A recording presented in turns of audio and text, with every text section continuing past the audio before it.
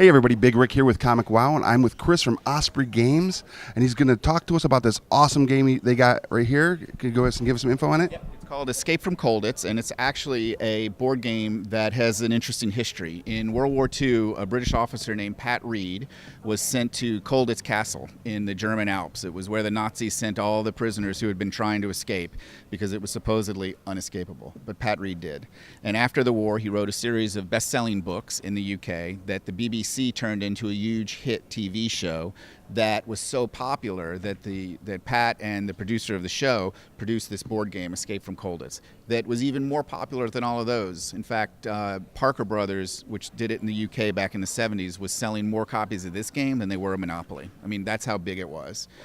Game sort of drifted off, and we, being Osprey, we have revived it and given it the Osprey treatment. So we've cleaned up all the art. If you're into military history, you might know Peter Dennis as one of the premier illustrators. That's what we did.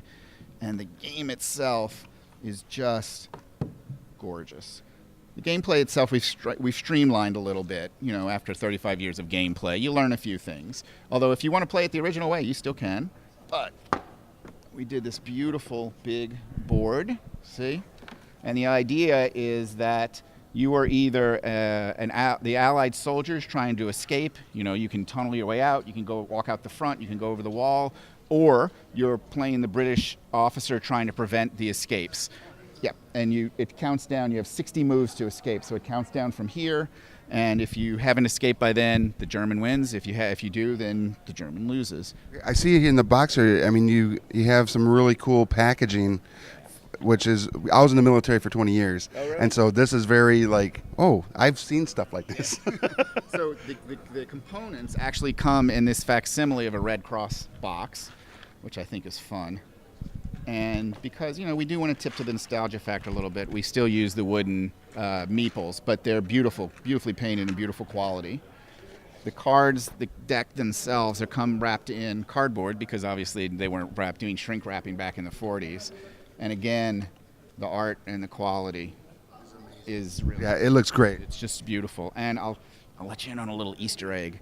We actually hid the prisoner's map to escape from the castle in the box itself. It's fun. Now, as far as gameplay goes with this, how many players? 2 to 6. And how long would an average game take? About 90 minutes to an hour, a couple hours. Okay. Yeah, that's awesome.